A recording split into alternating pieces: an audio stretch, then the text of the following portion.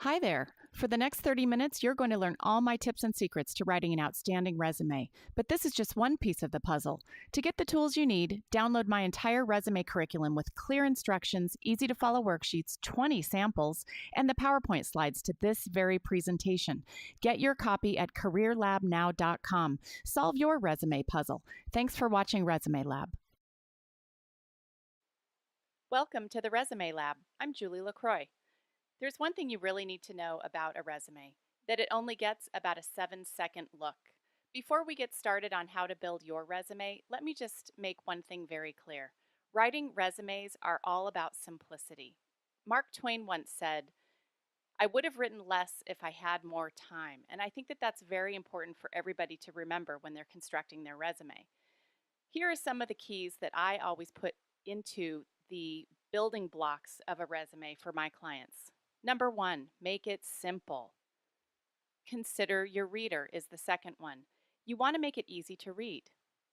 Third, be clear, focused, and concise. Make it easy to read and beautiful. Formatting is king. Eliminate useless information. State your focus and substantiate it.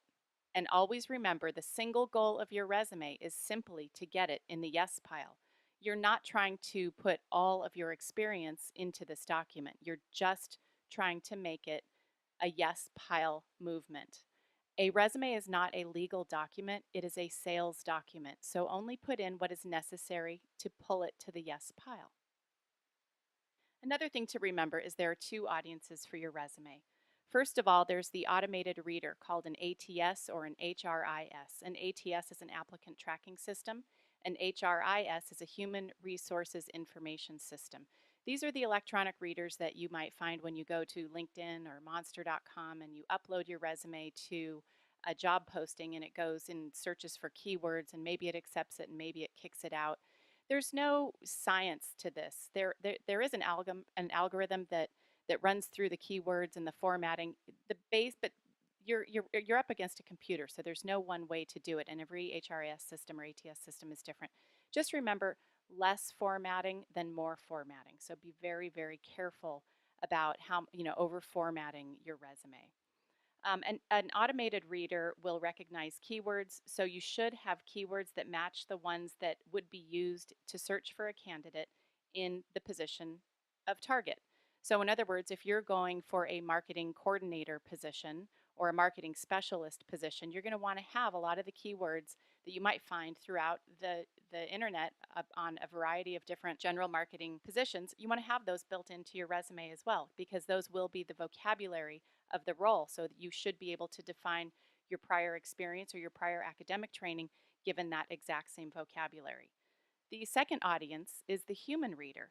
Be nice to the human. Humans love simple, beautiful documents that make sense. Again, Mark Twain, "I would have written less if I had more time." Take your time and make it simple and clean and beautiful. I've outlined 3 keys for writing, in my opinion, a simple, clear, concise resume that gives your reader a focus, makes it through the automatic readers, the automated readers, and substantiates your candidacy. The first is focus. Look up professional associations and research your field. If you take the time to do that and align your skills and your career instincts and your career experiences to that field, then you will have a very focused career target, and you can use that target as the pinpoint tip of your resume. You want to be carving into a field or an occupation. Let's say, again, it's marketing specialist. Look up the professional associations for marketing, research the field, align your skills, your experiences, your gut instincts for where you might want to be if you're an entry-level person, and use that vocabulary to align with some of the roles that you're seeing explained by the professional association websites. The second key is formatting. Make your resume easy to read, and if you make it easy to read, then you have automatically made it easy for them to like you. If there's less work for them, then you're usually in. So you want them to look at your resume and go, "Oh, finally, somebody who understands how to write one." without ever even reading a word. You just want the beautiful, simple format of your resume to really stand out. The other key are the first words that you use on a resume. The first words at the very top and at the very left margins leading in at every line are the most expensive real estate on the entire resume. And the most expensive real estate on the resume is the headline, the very tip top. So it's the headline and the first left words of any line. So let's go through these 3 keys. Focus. You want to be bold. You want to tell the reader what you want, or you will lose the interest of your reader. You don't want to say a versatile administrative support specialist. That's going to be a little bit too general. You want to say something that's a lot more focused. Don't be afraid to claim the type of role that you're looking for. Generally, describe this focus so that your reader can interpret where your skills fit into their organization. Usually, if you estimate what you're really good at and estimate an alignment with an occupation, it will fit into an organization because companies usually operate about the same way. You want to resist the temptation to pinpoint the exact job that you're looking for because you really want to cast a wide net with a resume, wide enough to trigger interest, but not so wide to dilute your experience. And you want to communicate the skills that you bring to the job or to the field by describing and substantiating. Being descriptive about what you've done in prior roles is a challenge. I encourage you to take the time to describe what you've done with important career vocabulary that is transferable to other roles that are similar to the ones that you've had before, because that is your substantiating evidence that you are a candidate for that next position. How do you build the second key? Focus. A bold headline naming the general job title that you're aiming for. I put it in bold and I put it in all caps because I like it to stand out. It's an eye trigger. Sentence number 1, a broad statement giving an overview of your experience. Sentence number 2, your particular expertise, what makes you really good at what you do. And then sentence number 3, a style statement showing the reader about you and how you get the job done. So at the very tip top of your resume, you're going to have simply a headline stating your job title that you're targeting, and then a 3-sentence summary. Sentence 1 is broad, sentence 2 is your particular expertise, and sentence 3 is your style statement. Very simple formula. Here's an example. The bold headline here is technical project manager or sales engineer. This person's background makes them a candidate, substantiates their candidacy for either a technical project management or a sales engineer. Now, their skills will fit into both of these roles, and hiring managers from both of these companies looking for candidates in these roles will be able to drill down into the experience and see the skills that they're looking for. So we were very careful here throughout this entire resume, specifically in the summary area, to be sure that everything that this person has in their background is transferable to either sales engineering or technical project management. It's okay to have some flexibility like that. That's about as much breadth as you would want a resume to have. Again, remember, we don't want to go too broad so that we dilute the message and the focus. You want to stay focused, but you don't have to be pinpointed. There's a little bit of a wiggle room in there. I'm trying to show you where that wiggle room is.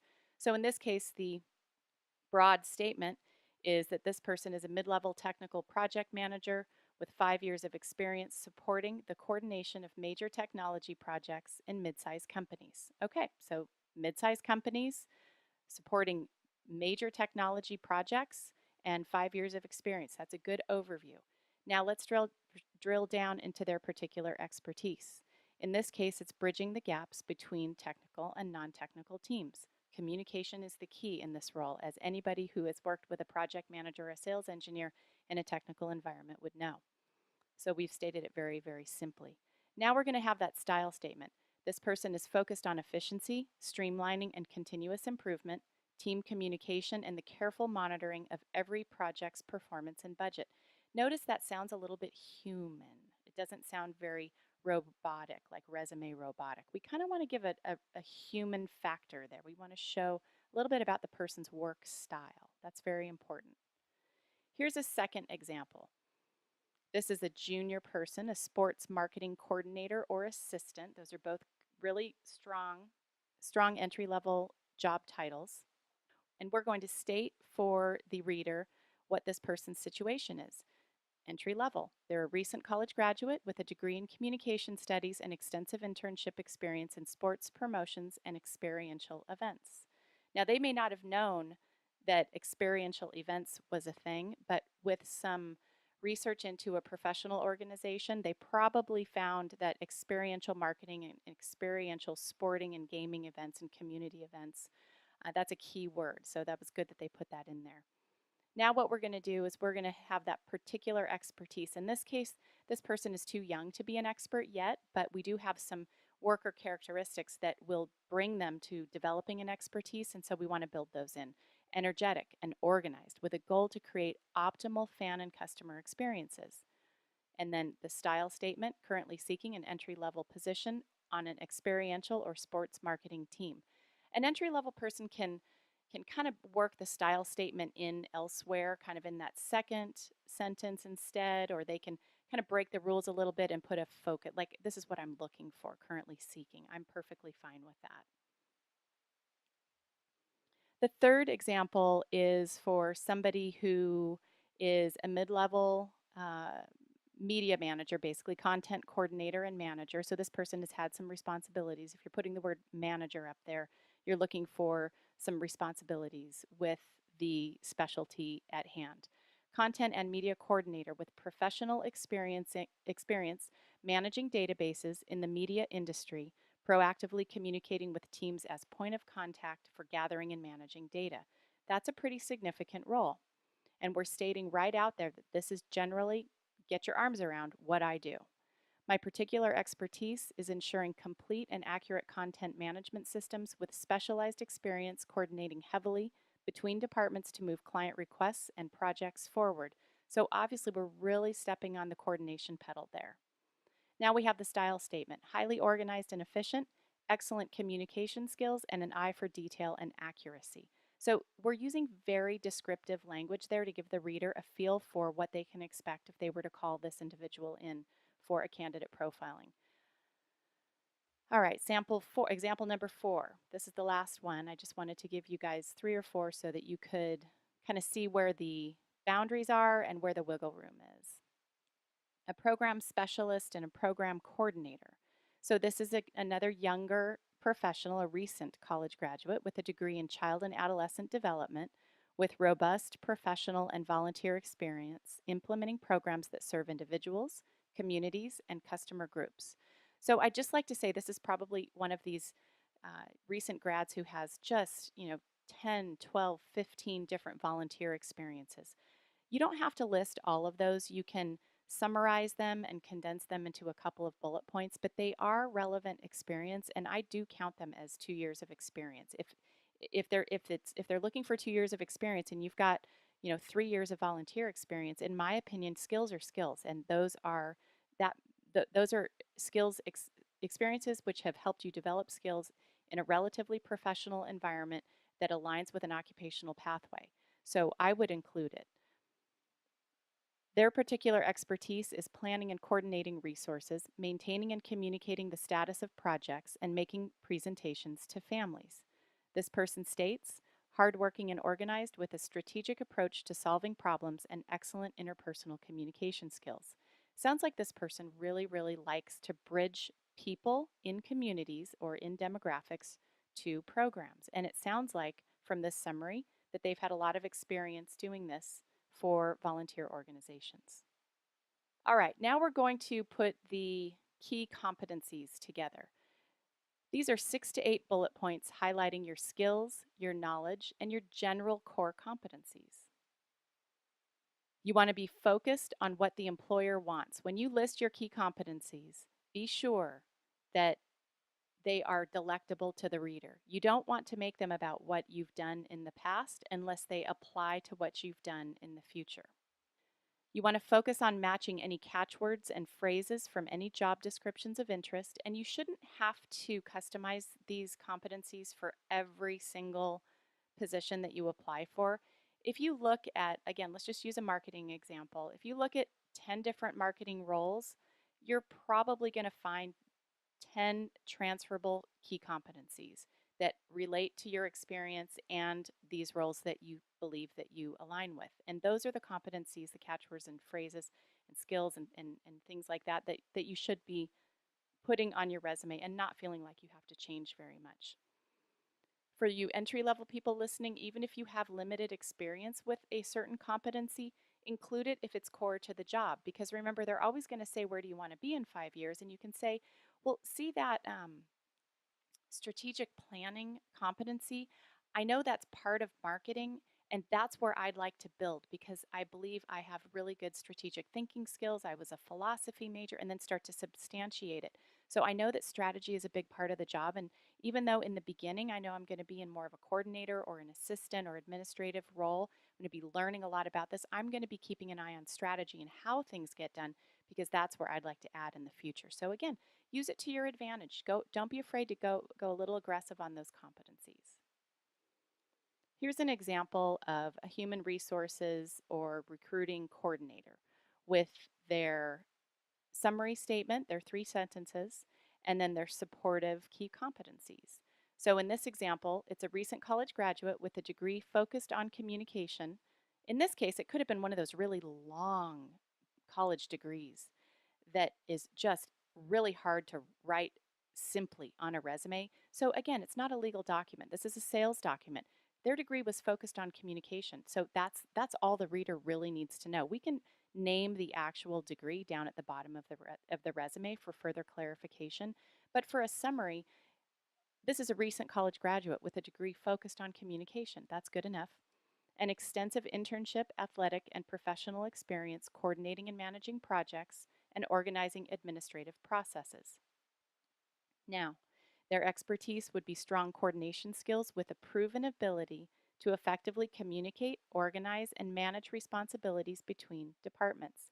And instead of a style statement, this person has decided to put a currently seeking, an entry level recruiting or HR coordinator position. All right, so what are the key competencies that support that? That hopefully they have done. Well, Excel and database management is a big part of the job. Do they have expertise in this? No. Have they probably had a class or two in college where they've had to do this? Yes. So put it in if it's part of the job and if you have experience with it. Coordination and liaising, absolutely. Interdepartmental communication, yes. Client relations and conflict resolution. If this person took a lot of classes focused on communication, I'm sure that they did account management, how to manage relationships, how to resolve conflicts in relationships. Because it came in the academic training and not the professional training yet, it's okay to include it. If you had a class on it, it counts. It's developing knowledge. Knowledge comes before skills. Documentation and filing, not that hard, very administrative, very transferable, very general, a great one to put in for an entry level candidate. Outgoing and incoming phone calls, everybody's going to be asking them to do that. That's a big part of HR. Transaction processing and document processing, they've probably done that. Perhaps if they ever worked at burger joint, restaurant, if they did transactions of any kind, it's a transaction. Payroll and HR administration, do they have experience with payroll or HR administration? Probably not. But the fact that they can generally do administrative duties will be easily transferable to payroll and HR. So if this person got a question about, oh, well, what kind of payroll administration have you done? Her or his answer would be, I haven't done administrative duties specific to payroll or specific to HR, but I know that administrative duties are transferable and I'm very organized. And then they would begin to substantiate that and assure the interviewer that they were up for the job. And then beneath that would be this person's professional experience. And then we'll go into what professional experience is because that's the meat of your resume. We're going to go into that. All right, so the second key is the format. You want to keep your format simple and you want to keep it clear and you want to use easy words. You want to shorten things, condense them, and simplify them. This is really hard. This is why they trained us to do it in 10th grade English class. It's really a skill. I promise it's really a skill. It's what I do all day long when I'm writing resumes. I expand and become more descriptive I expand a thing that somebody did, a work activity, and I use descriptive career vocabulary to make it bigger. And I take some information that's very, very descriptive that a client will give me, and my job is to shorten, condense, and simplify. So think summary and think expand. It's your job to know whether you need to expand something or simplify it. And almost always in a resume, um, even if you do expand it first, you then want to simplify it and make it much more salient and much more clear and focused. Remember that resumes are not for reading, they are for glancing. You want to make it easy on your reader. Using a sans serif font, I like Calibri 11. And the reason that I like Calibri 11, and it is a sans serif font, and the eye can bounce around the page. A serif is designed to get the eye to, um, to stick to a page and to read left to right.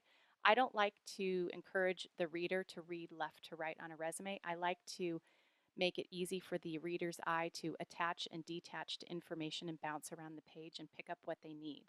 So I'm very picky about formatting and font and spacing and things like that. I use one font only except for your name. Use one that accentuates and stylizes the letters in your name based on what you like, but you can use all Calibri if you want. I just think it's nice. I use Century Gothic 13 as a standout for the name. It tends to look nice and fat and a little bit stylized, but still professional at the top of the page. Also, another key to formatting is using white space and bullet points to relax the eye. Eliminate any clutter or useless information or TMI. You just don't need to give them too much information. All right, the third key, first words. Location, location, location. Just like in physical real estate, real property, this is resume. These are real skills. This is a real description, and you want to be very careful with where you put your information. Your headline is your most expensive real estate. We've already talked about that. Lead-ins to any sentence, the beginning of any sentence, using action verbs at the beginning of your sentence to describe your job activities and your accomplishments, and then describing your experience in accomplishment statements versus just going down the line of your responsibilities. So you want to quantify things as much as you can. How many steps did you save? How many new clients did you add? How much money have you added in revenue? That kind of thing. Take these keys seriously. These are the keys to getting your resume noticed, set aside, and used to zero in on you as a possible candidate. All right, so now we're going to talk about building the resume body. Remember I said we were going to come back to what you would put in the professional experience section? This is the body of your resume. First, on the first line of an entry, let's say your last job, I put the job title first, not the company name first. I put the job title first, then the name of the company, and then the dates in bold, and I also underline it. Show how you got the job and give a brief overview of your main responsibilities. Simple. And then, simple, use bullet points to describe your accomplishments. Now, if you didn't have a lot of accomplishments, if you were a lifeguard, and or I'm sure you had some accomplishments, but it's not exactly measurable, you could do, be creative. Oversaw the safety and security of pool guests with approximately 20 swimmers per hour. That gives us some kind of substantial idea of what your responsibility was. That's a pretty big responsibility, and that says that you're proud enough of it that it's meaningful enough to put on a resume. And that means you take yourself seriously and you take your responsibilities seriously. So don't be afraid, even if you're very entry level, to try to put it in more of a quantified format. You don't have to quantify everything.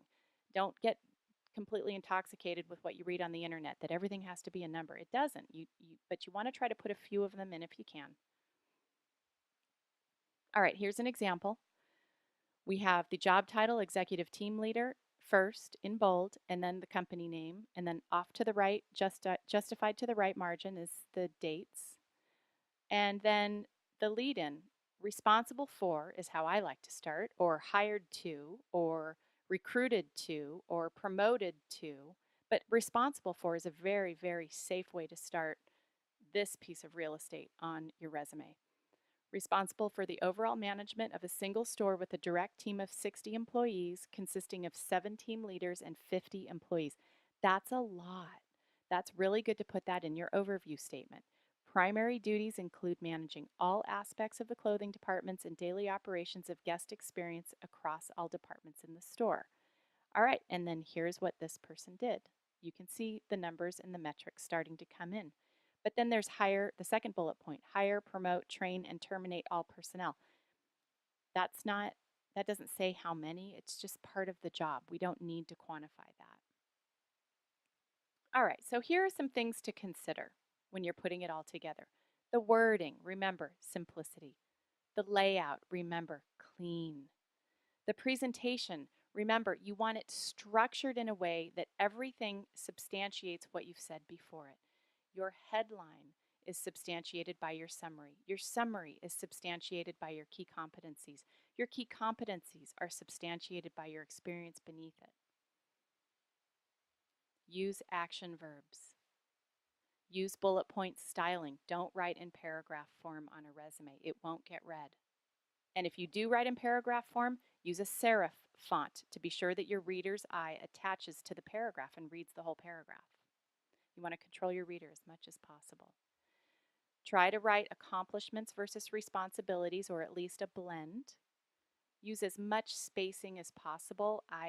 If I have to tighten spacing to get things to fit on one page, I'll tighten in between entries to an 8-point because I'm on an 11-point font most of the time, and I'll pull everything in the middle, in the center, in the sections between down to 8-point, and if I, in a pinch, maybe 5-point. But spacing is really important. And of course, readability. Here are the bonus resume tips. You want to show any progression or promotions within a company or within a position or throughout responsibility levels. You want to eliminate any company jargon and any industry jargon. You don't know that you're going into the same industry, and you don't know that the way they called the sales sheets at your last company is the same nomenclature for the sales sheets in the new company. So I would just call them sales reports. I would just make it very, very general. I would generalize anything that is company or industry specific. You want to highlight and lowlight any of your experience as necessary. In other words, if your last two positions were 2-year positions each at smaller firms, but prior to that you had 10 years at Microsoft, I would make very short entries for the first and second most recent positions, and then get your substantial experience on the resume in front of the reader's eye as soon as possible. That's the power of highlighting and lowlighting your experience. Be focused on your career and make your resume reflect it. Remember, location, location, location. Substantiate, substantiate, substantiate. If there's room at the bottom, do not be afraid to include interests, volunteering, certifications, things like that, for 2 reasons. One, if it's really interesting, like you're really into an interesting hobby, or you like to do something that is a certain, a certain historical era, if it's interesting, it will become a talking point. And you want people to ask you questions about you. Also, certifications is the other reason. If the certifications apply to the job, or interest for that matter, and volunteer, if it applies to it just shows that you are in a 360-degree peekaboo at who you are as a person, that you're actually training and volunteering and interacting with your slice of society in a way that aligns with your career target. So if your interest, volunteering, and certifications show some kind of alignment or create some, alignment in the fact that it substantiates where you're going or creates an interesting talking point, like you sailed around the world, that's kind of interesting. People are going to want to know that. So I would put it down if there's room. Or in some cases, I've worked with some clients who have such interesting, just quirky things that you just don't see every day. I just like to put them down because I think it gets them noticed by the human eye. And finally, as a rule, always include athletics. If you were an NCAA athlete, if you were a junior Olympian, if you did something substantial or if you played club soccer for 10 years, that's okay. Put that down. Corporate America loves an athlete, and it's the athletic mind, the trainability, the coachability, the verve to win, the teamwork. They look for those types of skills. And if you can show any athletic experience that's substantial, go ahead and put it down. But it doesn't mean that corporate America only hires athletes. It just means if you happen to have it, put it down. Corporate America also hires historians. I mean, we need people to do the research and the reporting. So you're not going to get a ding if you don't have athleticism in your background. Okay, what are the next steps for you?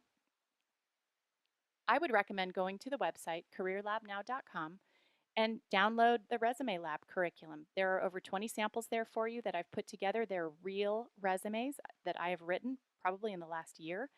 Um, I, these are real resumes that work, and they're about 10 entry level junior, and they're about 10 or 12 more senior professional, all the way up to executive. So you're going to see a nice wide range.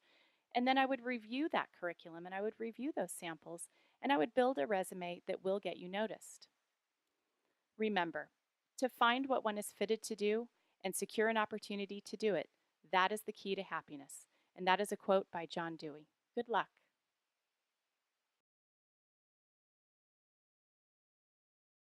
Remember, this is just one piece of the puzzle. To get the tools you need, download my entire resume curriculum with clear instructions, easy to follow worksheets, 20 samples, and the PowerPoint slides to this very presentation.